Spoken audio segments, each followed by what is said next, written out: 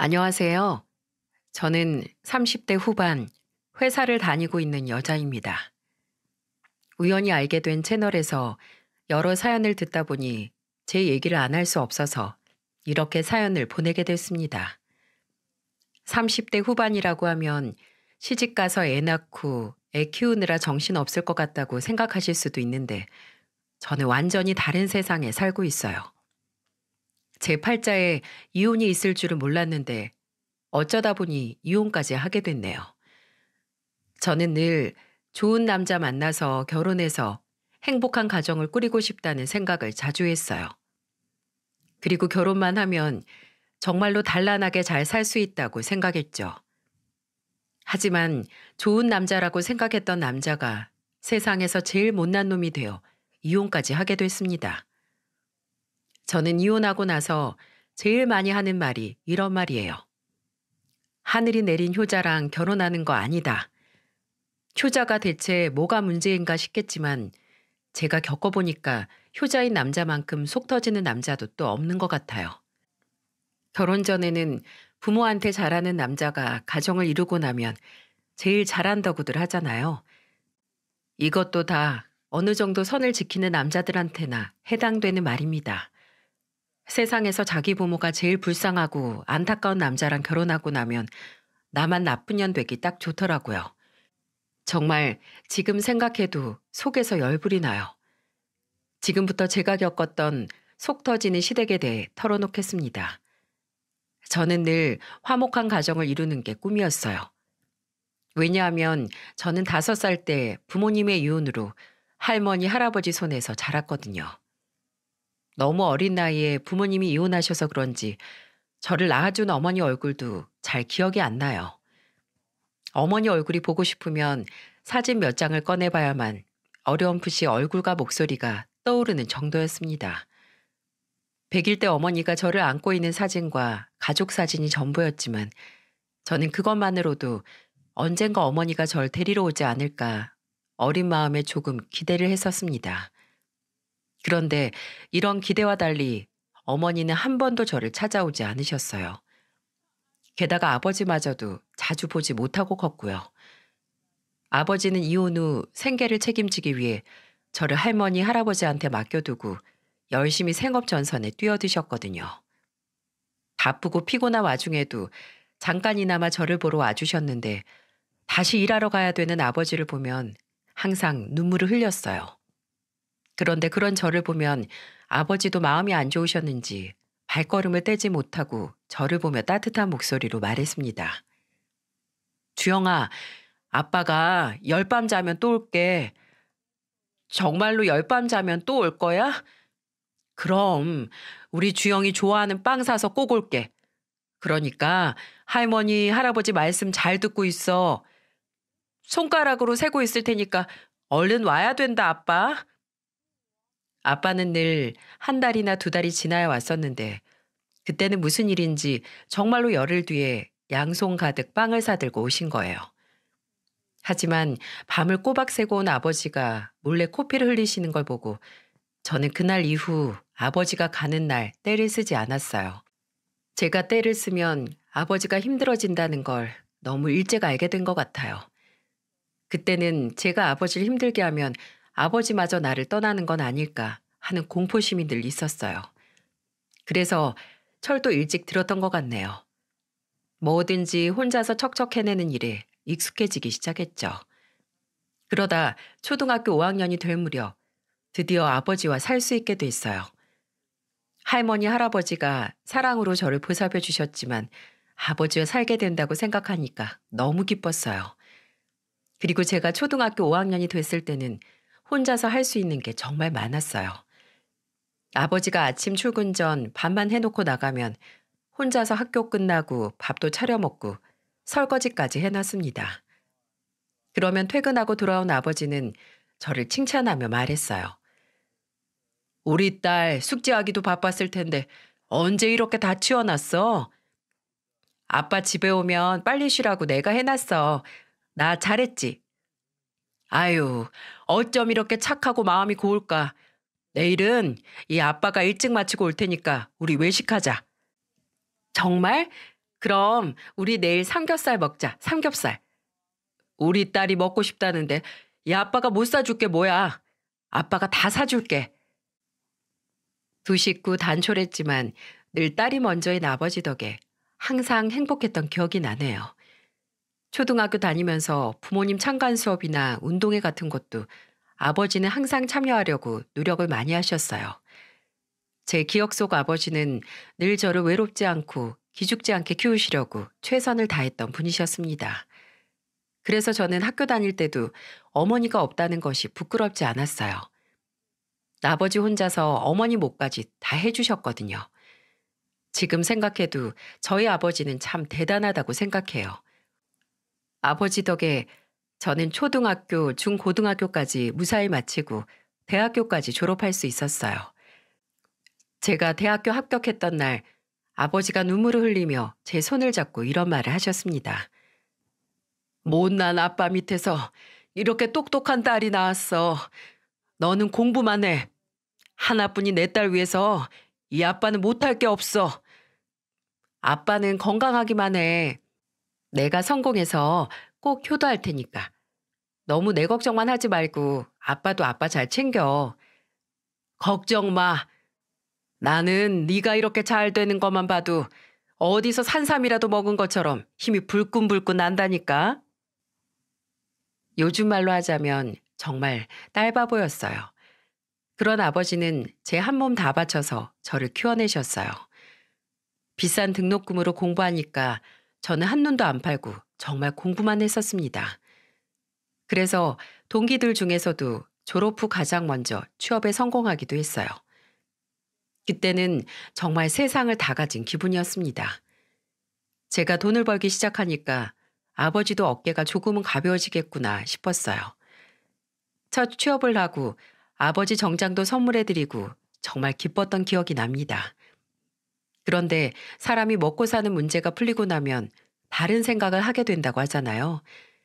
회사 생활 열심히 하다 보니까 슬슬 주변에 결혼하는 사람도 늘어나고 그 무렵 저도 이제는 단란한 가정을 만들고 싶다는 생각이 들었어요. 그리고 그때쯤 만난 사람이 남편이었습니다. 회사 동료의 소개로 만난 남편은 인상도 선하고 첫인상이 좋아 보였어요. 그리고 대화를 나눌수록 저랑 생각하는 가치관이 비슷하다는 생각이 들었고요. 그때는 남편이 화목한 가정에서 자란 반듯한 사람이라고 느꼈고 이런 사람이라면 단란한 가정을 꾸려나갈 수 있겠다 싶었습니다. 그런 말도 있잖아요. 남자가 자기 부모님들한테 하는 것만 봐도 어떤 사람인지 알 수 있다는 말이요. 누구보다 부모한테 감사할 줄 알던 남편의 효심이 좋은 사람으로 보여지게 만들었어요. 그래서 저는 남편과 비슷한 가치관을 갖고 있다는 생각에 연인으로 발전하게 되었습니다. 대화를 할수록 가족의 소중함을 아는 사람이라고 생각했죠. 한 번은 이런 적도 있었어요. 제가 아버지와 둘이 산다는 사실을 알고 있던 남편은 퇴근 후 만나서 밥을 먹으러 가다 말고 저한테 문득 이런 말을 했습니다. 오늘은 우리 아버님 모시고 저녁 같이 먹는 거 어때? 우리 아빠랑? 갑자기 왜 그런 생각을 했어? 생각해보니까 나랑 저녁 먹고 들어가면 아버님은 혼자서 드실 것 같아서 오늘은 아버님 모시고 같이 외식하는 느낌으로 먹으면 어떨까 해서 말해본 거야. 어때? 그럼 나야 고맙지. 안 그래도 오늘 아빠도 일찍 온다고 하셨는데 내가 전화해볼게. 아빠도 좋아하실 거야. 저는 그때 아버지를 생각해주는 남편이 참 고마웠어요. 이래서 가정적인 남자를 만나야 여자가 행복하다는 거구나 싶고 마냥 그 마음이 따뜻하게 느껴졌습니다. 그날 남편의 제안으로 아버지를 모시고 셋이서 저녁을 먹었어요. 남편은 아버지 앞에 반찬을 놔주기도 하고 세심하게 입맛에 맞는지 물으면서 챙겼습니다. 그래서 아버지는 남편을 참 마음에 들어 했어요. 그전에도 아버지와 남편은 짧게 인사를 나눈 적이 있었는데 아버지는 같이 저녁을 먹은 뒤 결심이라도 한 듯 저를 보면서 진지한 목소리로 말했습니다. 남자는 가족 소중한 줄 아는 게 최고야. 그래야 나중에 결혼하고도 딴짓 안 하고 처자식 챙기는 거야. 아빠가 그렇게 말해주는 거 보니까 정말 좋은 사람인 것 같아. 시댁도 화목한 것 같고 결혼하면 행복할 것 같아. 나는 우리 딸만 행복하다고 하면 무조건 찬성이야. 아버지는 남편이 세심하고 가정적이라면서 1등 신랑감이라고까지 할 정도였어요. 그때 시댁은 시부가 개인 사업을 하셨고 시모는 그런 시부를 내조하는 주부였습니다. 그리고 시동생과 아가씨가 있었는데 남편은 백수였던 시동생 시험 준비 뒷바라지를 했대요. 아가씨는 평범한 회사원이었고요. 남편은 늘 가족에 대해 말할 때마다 본인이 장남이라서 더 잘 살아야 한다는 말을 자주 했어요. 그런 생각이 구시대적인 생각이라고 느끼긴 했지만 한편으로는 책임감 있는 사람이라는 생각도 들더군요. 결혼 전 남편은 종종 이런 말을 자주 했어요. 내가 장남이라 그런지 동생들 본보기가 될 만큼 잘 살고 싶어. 부모님도 동생보다는 나한테 거는 기대가 크시니까 내가 잘해야지. 그때는 이런 말도 책임감처럼 느껴졌어요. 게다가 남편이 자기 부모님을 챙기는 만큼 저희 아버지를 생각해 주는 것 같아 저는 마냥 좋았습니다. 그렇게 흠잡을 곳 없던 남편과 주변의 축복을 받으면서 결혼하게 됐어요. 그런데 정말 사람이 참 간사하죠? 결혼 전에는 그렇게 가정적이라면서 좋았던 남편이 달라 보이기 시작하는 거예요. 결혼 전과 남편은 달라진 게 없었는데 그 점이 저를 미쳐버리게 만들었습니다. 시댁을 갈 때마다 든 생각이지만 시모가 시부를 과하게 챙긴다는 느낌을 지울 수가 없었어요. 처음에는 참 오래 살았는데도 부부 사이가 참 좋구나 생각했지만 결혼하고 나서도 시부 앞에서 꼼짝을 못하는 시모를 보니까 이상해 보였습니다. 결혼 후 남편과 시댁에 갔을 때 시모 행동을 보고 놀랐던 적이 있어요. 남편과 같이 퇴근 후 시댁에 저녁을 먹으러 갔던 날이었죠. 시모는 한 번 밥상을 차리면 기본 반찬이 10가지도 넘게 차렸어요.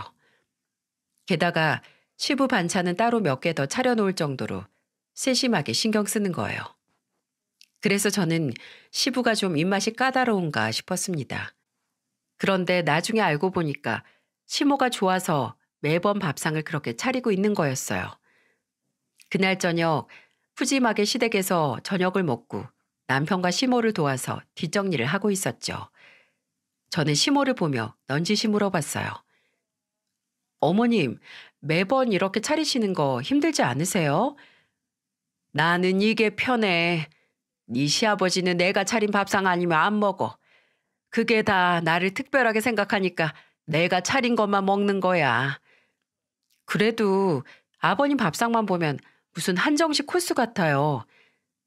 네가 몰라서 그러는데 여자가 요리를 잘하면 바람난 남편도 배가 고파서 집에 돌아온다잖아. 나는 남편이 바람 펴도 죽기 전에는 내 옆에서 죽었으면 좋겠어. 너도 요리 잘하고 내조 잘해야 남편 옆에 붙잡아 두는 줄로만 알아. 밥 잘 먹고 쉰소리를 하는 시모를 보면서 저는 헛웃음이 나왔어요. 시부가 외도를 건 아닌데 혹시나 바람나더라도 시모 옆에서 죽었으면 좋겠다고 말하는 시모를 보니까 어이가 없더라고요. 그래서 그때 알게 됐어요. 시모는 시부가 너무 좋아서 어쩔 줄 모르는 사람이었어요. 결혼 생활이 30년이 넘어도 시부가 엄청 좋았나 봐요. 시부는 비슷한 나이대 아저씨들 중에서도 잘생긴 얼굴이긴 했어요.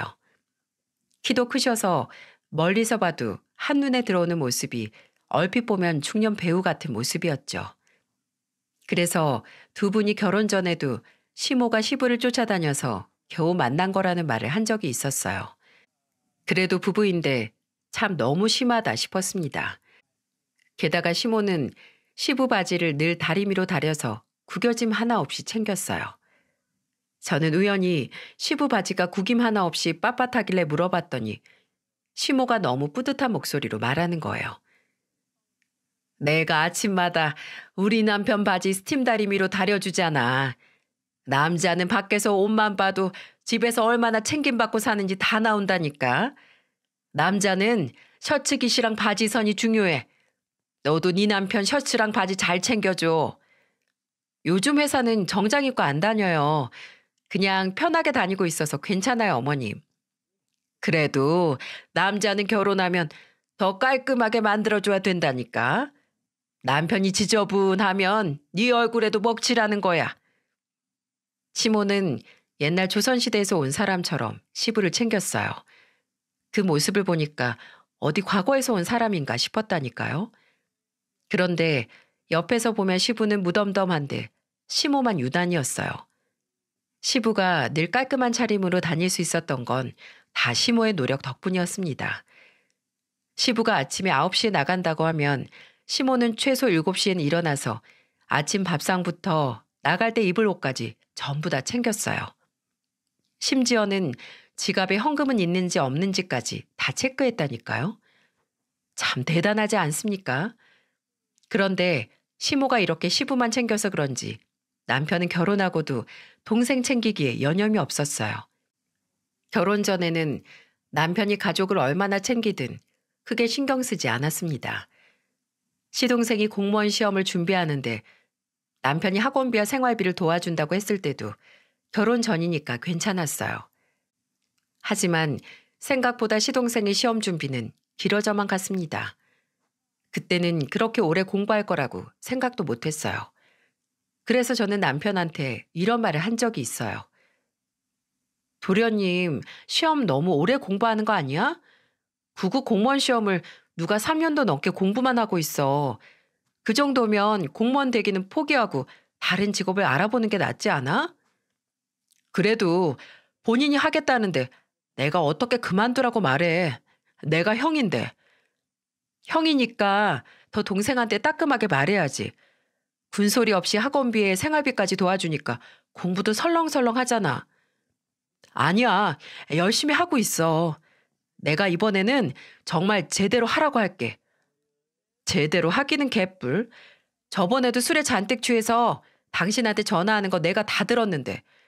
진짜 이번에 떨어지면 안 도와준다고 꼭 말해, 꼭. 결혼했으면 이젠 나랑 상의를 해야지. 알았어. 내가 이번에는 꼭 붙으라고 말할게. 남편은 제가 하도 뭐라 하니까 일단 알았다며 고개를 끄덕였어요. 하지만 저는 내심 불안했습니다. 결혼 전에도 비슷한 나이 또래답지 않게 가족한테 유별나다고 생각했는데 그냥 본인이 장남이라는 생각에 가족들을 2배, 3배로 더 챙기고 있었던 거예요. 그런데 총각일 때면 몰라도 이제는 결혼한 사람이 계속 시동생을 돕고 있으니 제가 답답할 만한 하지 않겠습니까? 그렇다고 시동생이 엄청 똑똑한 사람이면 몰라요. 다니던 대학도 자퇴를 하고 갑자기 공무원 시험을 준비하겠다고 뛰어들었다는데 이게 지금 가망이 있어 보이나요? 아무리 생각해도 끈기도 없고 노력도 할 줄 모르는 사람 같았어요. 그런데 옆에서 남편이 군소리 없이 마냥 챙겨만 주니까 시동생도 편하게 생각하고 있던 것 같았습니다. 그러다가 제가 정말 폭발했던 사건이 벌어지고 말았어요. 명절이라 시댁에 갔던 때였는데 그날 저는 시동생의 실체를 알게 됐습니다. 오랜만에 시댁에는 잘 오지도 않던 아가씨까지 모여서 다 같이 대화를 하게 됐어요. 저는 아무 생각 없이 시동생을 보면서 말했죠. 도련님은 요즘 학원 잘 다니세요? 저번에 학원 옮기셨다면서요. 그런데 그 순간 시동생 표정은 하얗게 질렸고 시부와 시모는 의아한 표정이었어요. 저는 다들 왜 그러나 싶었어요. 그때 시모는 저를 보면서 대체 무슨 소리 하는지 알 수 없다는 표정을 하며 물었어요. 누가 학원을 옮겨? 얘 요즘 집 앞에 도서관에서 혼자 공부하는데 오래 공부했으니까 독학해도 될 것 같다고 혼자 공부한 지 꽤 됐어. 네? 독학이요? 그럼 남편한테 매달 받아가는 학원비는 뭐예요? 그 순간 시동생은 사색이 된 얼굴로 저를 바라봤습니다. 남편도 아무것도 몰랐다는 표정을 하고 있었어요.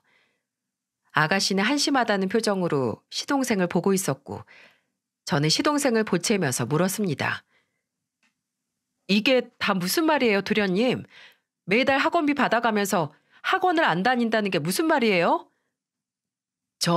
그게 학원이 안 맞는 것 같아서 학원은 안 다니고 혼자 해요. 그럼 학원비를 받아가면 안 되잖아요. 땅 파서 돈 버는 것도 아니고 다 생각해서 뒷바라지하고 있으면 형이 주는 돈 쉽게 생각하면 안 되죠. 학원비로 받아간 돈 다 돌려주세요. 다 쓰고 없어요. 주고 싶어도 못 줘요. 저도 연애를 해야 결혼을 하죠. 저라고 뭐 골방에서 공부만 해요? 지금 장난쳐요? 결혼은 누구 돈으로 하게요? 그것도 형한테 손 벌려서 할 거예요? 그 꼴은 내가 못 보니까 학원비 전부 내놔요.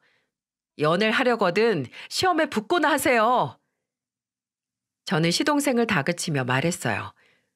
이런 기가 막힌 상황에 시부와 시모도 아무 말도 못하더군요. 정말 기가 막혔습니다. 그동안 학원비로 받아간 돈으로 연애를 하고 있었던 거예요.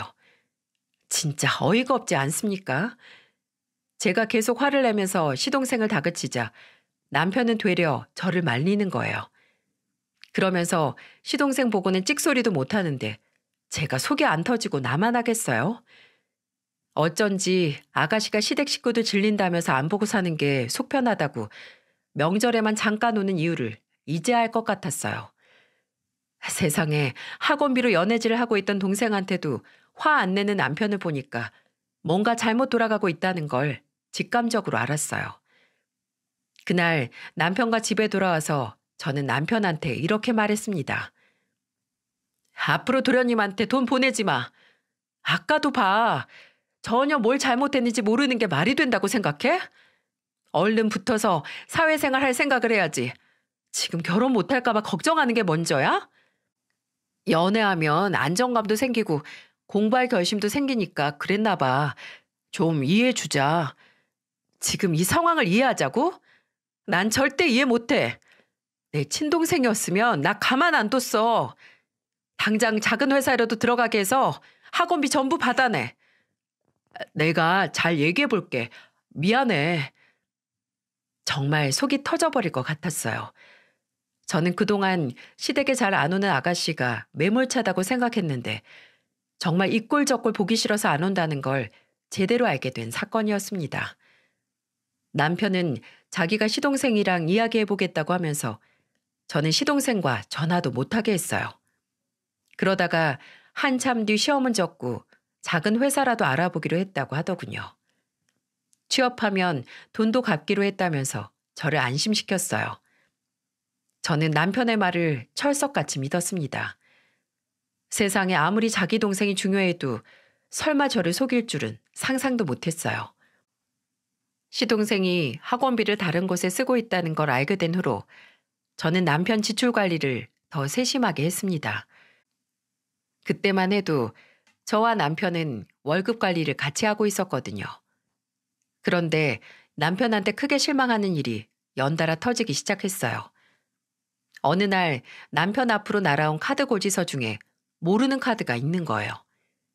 이게 뭔가 싶어서 뜯어봤죠. 저는 카드 내역서를 확인해보고 정말 소름이 끼쳤어요. 카드 내역이 전부 술집 아니면 카페, 영화 등등 전부 놀았던 흔적 투성이었는데 사용 시간을 보니 남편은 회사에 있을 시간이었죠. 그때 딱 알았어요. 이 카드는 남편이 아니라 시동생이 쓰고 있었다는 걸요. 그래서 저는 시동생한테 전화해서 이렇게 말했어요. 대체 뭘 하고 다니면 카드를 이렇게 막 써요? 취업 준비는 하고 있는 거예요? 형수님, 저도 머리를 식혀야 취업 준비도 하고 열심히 살죠. 뭘 했다고 머리 식혀요? 솔직히 하는 것도 없이 맨날 놀고 먹고 자는 거 말고 하는 것도 없잖아요. 말이 너무 심하신 거 아니에요? 그리고 우리 형이 동생 좀 돕겠다는데 왜 그러세요? 누가 보면 형이 엄청 돈 잘 버는 사람인 줄 알겠어요. 그리고 형이 장가 갔으면 부부가 같이 상의를 해야죠. 제가 반대하니까 그 카드 못 써요. 바로 분실 신고할 거고 앞으로는 도련님이 직접 벌어서 놀던지 공부를 하던지 하세요. 형 좀 그만 털어먹어요. 저는 너무 화가 나서 시동생한테 큰 소리를 쳤어요. 제가 충분히 화낼 만한 상황이 아닌가요? 정말 제 동생이었으면 정신 차리라고 머리 밀어서 방에 가뒀을지도 몰라요. 그만큼 저는 시동생이 너무 한심했어요. 대체 뭘 했다고 쉬겠다는 건지 이해도 안 갔고요. 그런데 이런 저를 이해 못하는 사람이 바로 제 편이라고 믿었던 남편이었습니다. 남편은 그날 저녁에 집에 와서 저를 보고는 되려 화를 냈어요. 솔직히 남편 입장에서는 입이 두 개여도 할 말이 없어야 정상 아닌가요? 저한테 미안하다는 말 말고는 할 게 없을 줄 알았는데 너무 당당하게 저를 보면서 이런 말을 하더군요. 당신 왜 취업 준비하느라 힘든 애한테 화를 내? 애? 누가 애야? 당신은 술 마시고 여기저기 놀러 다니는 애 본 적 있어? 솔직히 도련님 나이면 혼자 사회생활에서 먹고 살아야 정상인 거 몰라? 누가 30 중반이 되도록 형한테 기생해서 살고 있냐고. 기생이라니? 내가 내 동생 돕고 있는 거지. 당신이 가족이 없어서 잘 모르나 본데 원래 다 이렇게 사는 거야. 뭐? 지금 그게 나한테 할 소리야? 당신이야말로 정신 차려. 결혼해서 가정 꾸린 사람이 시댁에 그렇게 돈 퍼주고 누가 그렇게 사나 찾아봐. 당신 한 번 더 도련님 도와주면 그때는 나도 가만두고 못 봐. 저는 말도 안 되게 카드를 쓰고 돌아다니는 시동생 덕에 뚜껑이 제대로 열려 있었어요. 그런데 그걸 말리지도 않고 오히려 돈을 주고 있는 형이라니 제 상식으로는 도저히 정말 이해할 수 없었습니다. 장남이라고 해서 말도 안 되는 상황에 반발도 못하고 돈만 보태주는 게 맞나요? 아닌 건 아니라고 말해야 될 텐데 남편은 그런 걸 못했어요. 정말 바보인가 싶게 시댁 일이라면 자기가 제일 먼저 나서는 거예요. 남편이 이렇게 시댁 일에 앞장서는 것만 보면 물려받을 재산이라도 있는 거라고 생각했어요. 시부도 개인 사업을 하고 있으니까 왠지 재산 좀 있을 것 같다는 생각 들지 않나요? 세상에 빚 좋은 개살구도 이런 개살구가 없어요. 시동생을 남편이 돕고 있는 것도 다 시부 사업이 어려워져서 남편이 돕고 있는 거였습니다. 지금 생각해도 환장할 만한 시댁이네요. 그래도 시부 사업 어렵다고 시부한테 돈 안 주니까 다행이라고 가슴을 쓸어내렸어요. 하지만 곧 제가 우려하던 일이 현실로 벌어졌습니다. 시동생한테 신용카드 만들어줬던 사건 말고도 제 뒷목 잡을 만한 일이 또 있었다니 참 듣는 입장에서도 복장 터지지 않나요? 한창 돈 문제로 싸우고 나니까 남편만 보면 돈 타령이었어요. 그러다가 남편이 시부한테 1,500만 원짜리 중고차를 뽑아줬다는 걸 알게 됐어요. 진짜 사람 인내심 테스트하는 것도 아니고 부부 사이에 정말 너무하지 않나요? 돈이 얼마였는지를 떠나서 돈이 나가는 일은 부부끼리 함께 상의를 해야 한다고 생각했어요. 그런데 남편은 저랑 한마디 상의도 없이 시부한테 중고차를 해준 거예요. 이것도 아가씨가 갑자기 시부가 차를 몰고 다니는 게 수상해서 저한테 한번 알아보라고 해서 알게 된 거예요. 그때는 아가씨가 시댁과 사이가 안 좋아서 괜한 오해를 하고 있는 거라고 생각했어요. 하지만 정말 아무것도 모르고 당하고 있던 건 바로 저였습니다. 애당초 남편은 경제적인 걸 저랑 한마디 상의하지 않는 사람이었어요. 저는 집에 들어오는 남편을 보자마자 소리를 지르며 말했습니다. 왜 허락도 없이 시댁에 중고차를 해드리는데? 이번엔 또 차가 문제야? 그게 왜 문제인데? 내가 내 돈으로 해준 거잖아. 결혼했으면 둘이 상의를 했었어야지. 이렇게 화낼 게 뻔한데 내가 왜 상의를 해? 미리 말했으면 나도 생각이라는 걸 했을 거 아니야. 아니, 내가 먼저 상의했어도 똑같았을걸? 진짜 나도 답답해서 못 살겠다. 남편은 자기가 더 답답하다면서 방문을 닫고 들어가 버렸어요. 그 모습을 보니까 기가 막히더군요. 저는 저런 남편과 말이 안 통할 것 같았습니다. 어떻게 해야 남편이 정신을 차릴까 고민에 빠졌어요. 저는 그때 얼마 전 이가 불편해서 밥을 잘 못 드시는 친정아버지가 떠올랐어요. 그래서 더 고민할 것도 없이 친정아버지 모시고 치과 가서 임플란트를 해드렸어요. 저라고 챙기고 싶은 친정 없겠어요? 자기 부모님 귀하면 저희 아버지도 귀한 줄 알아야죠. 그래서 저도 남편이랑 일절 상의도 없이 혼자 결정해서 아버지 모시고 치과를 갔던 거였습니다. 그러자 남편 반응이 어땠는 줄 아십니까? 정말 기가 막혀요. 똑같이 해주니까 뭐가 잘못된 건지 그제야 알더군요. 그런데 남편은 그걸 알면서도 저를 다그치며 말했습니다. 나한테는 우리 부모님 차에 좋다고 난리를 치더니 왜 장인어른을 임플란트 해드리는데? 나도 내가 번 돈으로 해드린 거야. 뭐 문제 있어? 당신 집이랑 우리 집이랑 같아? 왜 다 당신 멋대로야? 뭐가 다른데?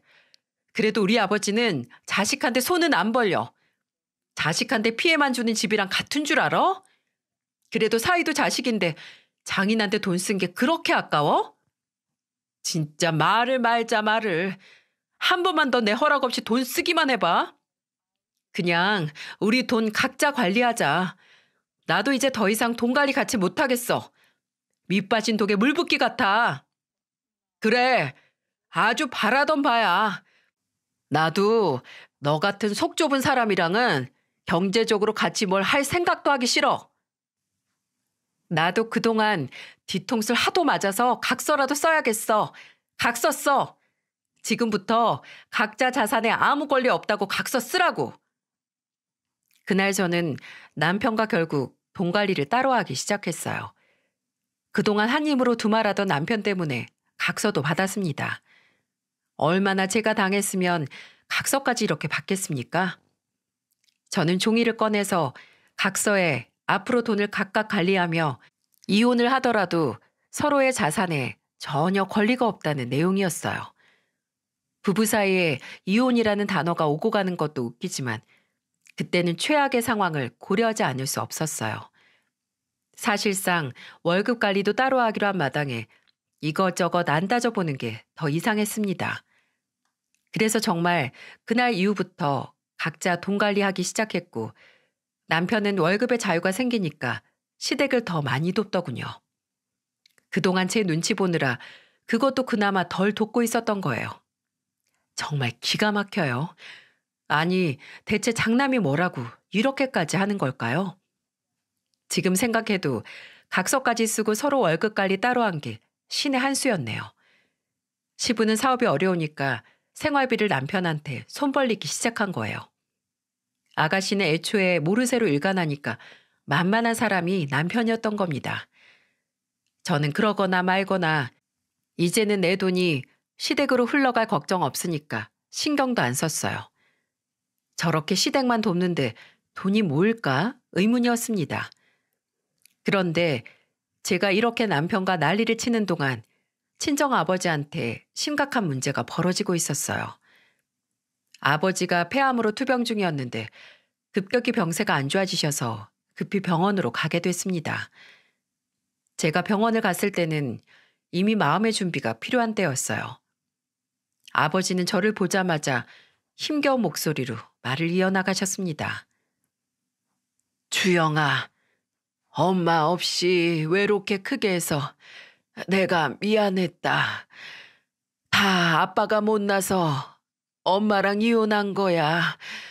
미안해. 내가 입이 두 개여도 너한테 할 말이 없다. 내가 떠나는 길에 너한테 많이 줄 건 없고 내가 살던 집이랑 예금 그리고 보험금 다 너한테 물려주마. 미안했어, 우리 딸. 아빠가 이렇게 가면 어떡해. 난 어떻게 살라고. 내가 남긴 게 얼마 되진 않아도 앞으로 너 사는데 도움되길 바란다. 내 딸로 태어나줘서 고마워. 다음 생에는 꼭 좋은 부모 만나서 행복해라. 저는 힘없이 떨어지는 아버지 손을 붙들고 하염없이 울었어요. 이제 세상에 가족이라고는 없는 정말로 고아가 됐다고 생각하니까 눈물만 났습니다. 남편은 우는 저를 부축해 주는데도 저는 그 순간에도 남편이 미웠어요. 아버지가 그렇게 돌아가시고 나자 기댈 곳이 사라진 저는 마음 붙일 곳이 없었습니다. 아버지가 마지막 순간 제 앞으로 남긴 재산은 4억 원 정도 됐어요. 아버지가 살던 집은 시세가 2억 정도 됐고 예금 통장에는 1억여 원 정도, 그리고 아버지 사망 보험금이 1억 정도 나왔습니다. 그렇게 4억 정도 되는 돈을 남기신 거예요. 돈이 있어도 가족이 없는데 이게 의미가 있을까요? 한동안 너무 무기력했어요.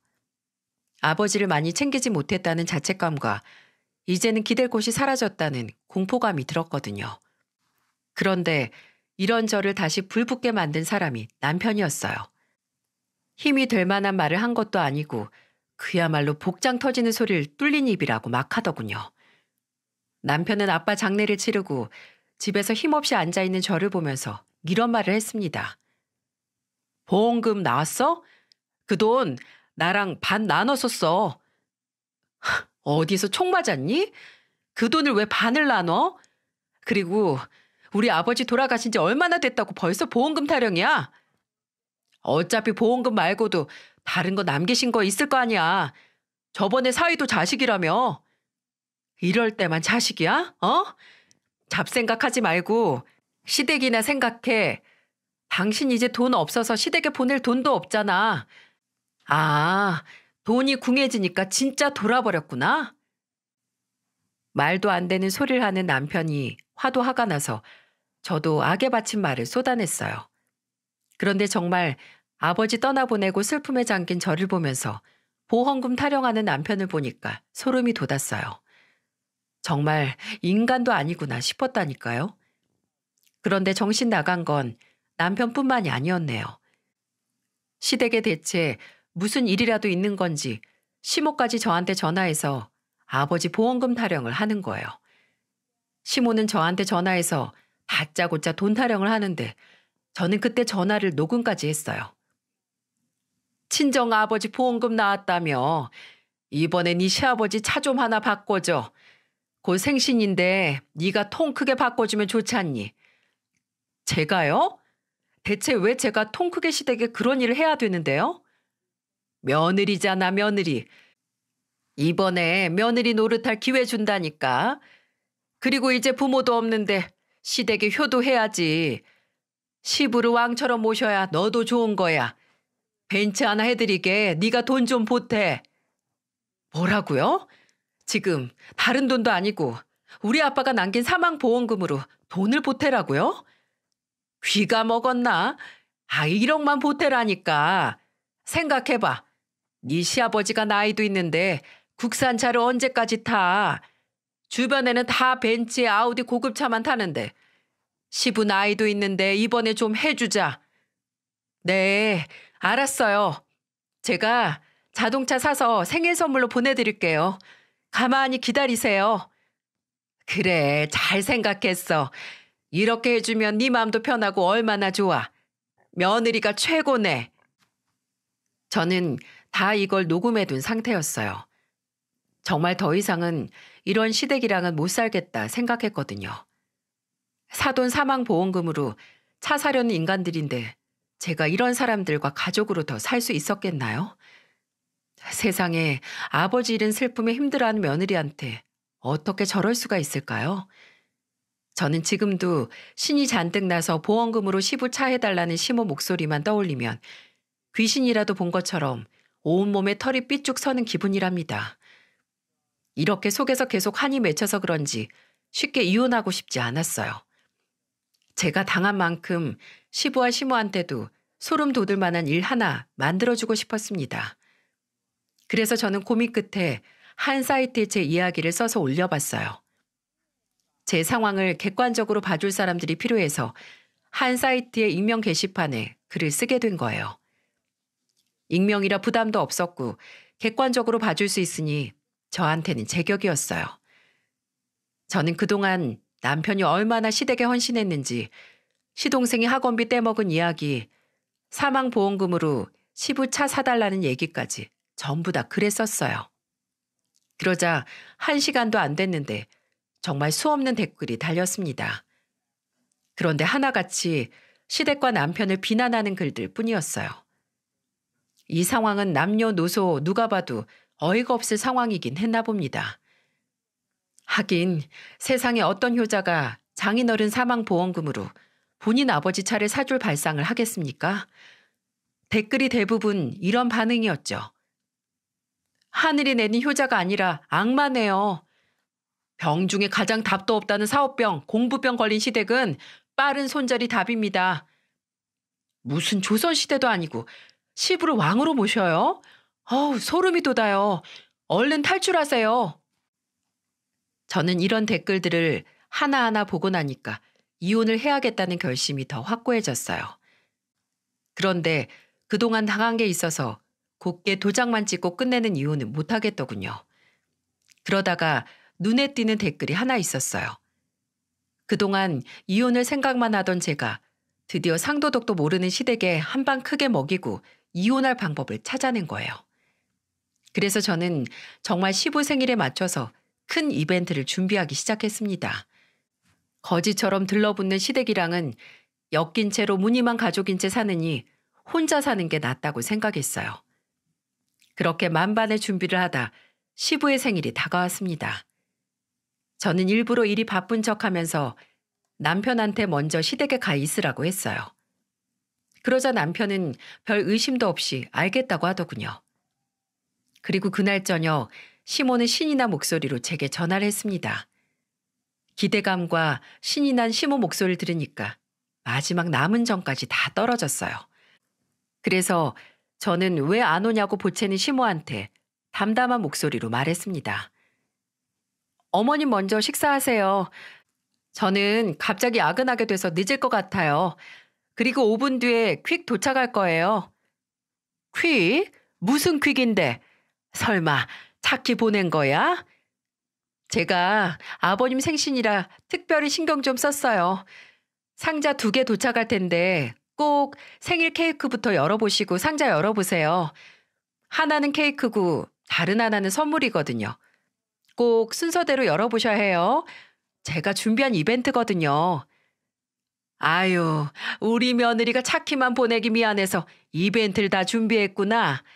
안 그래도 네 시아버지 벌써 동네방네 소문 다 냈어. 며느리가 벤츠 사준다고 어깨에 힘이 잔뜩 들어갔다니까. 다행이네요. 제가 해드린 이벤트도 마음에 쏙 들었으면 좋겠어요. 시모는 시댁의 시부, 시모 남편, 그리고 시동생과 아가씨 이렇게 다 모여 있다면서 저보고 빨리 오라면서 보챘습니다. 저는 속으로 잘 모였다 싶었어요.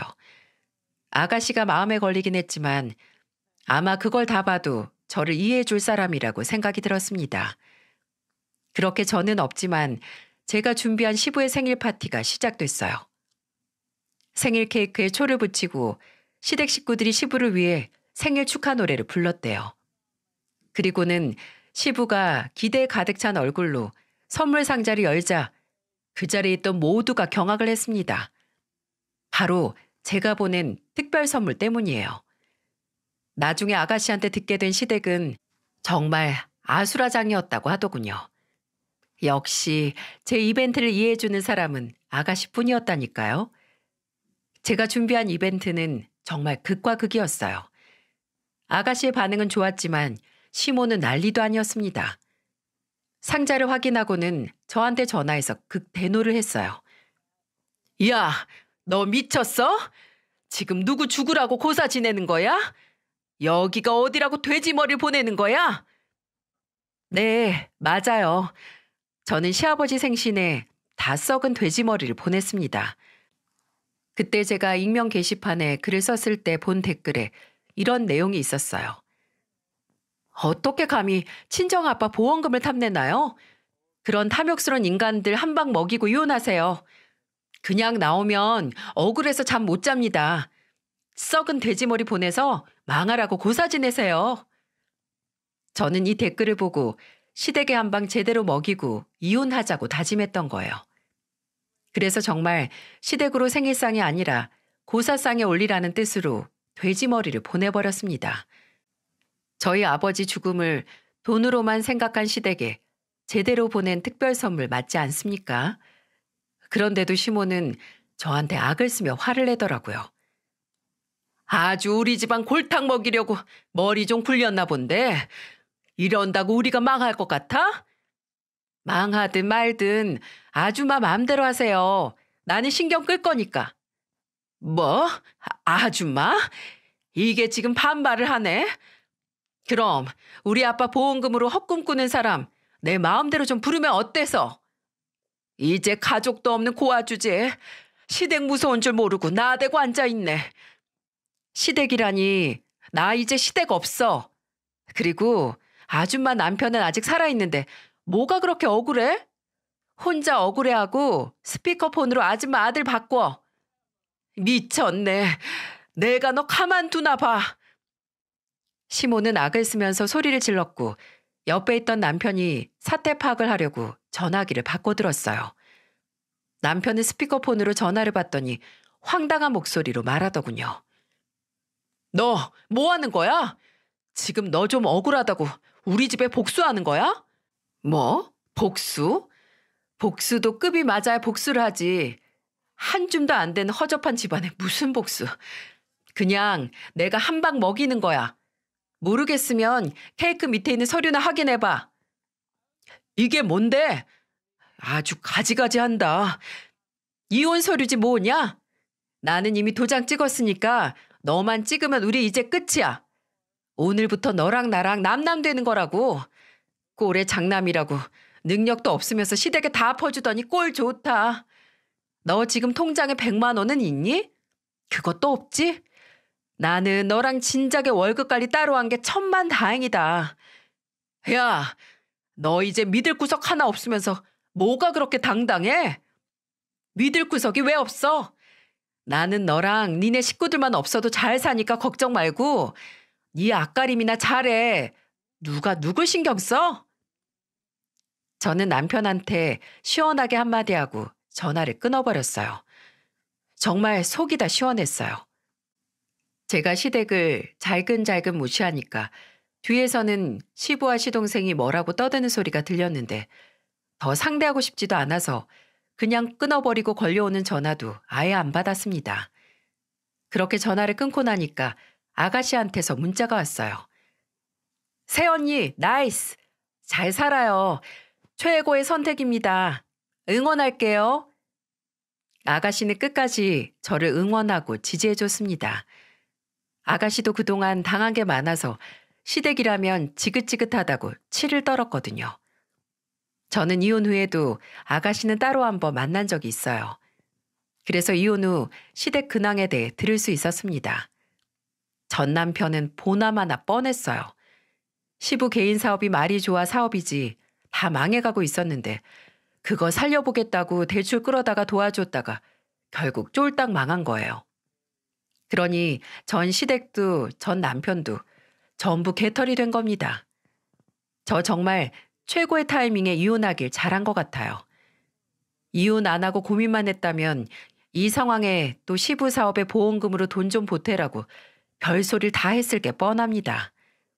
그런데 웃긴 건 전 시댁이 그렇게 쫄딱 망해도 전 시동생은 정신 못 차리고 아직도 망나니처럼 산다는 거예요.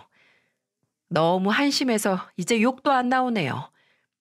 옛말에 의가 좋으면 천하도 반분한다는 말이 있는데 제가 오죽하며 이랬겠나요?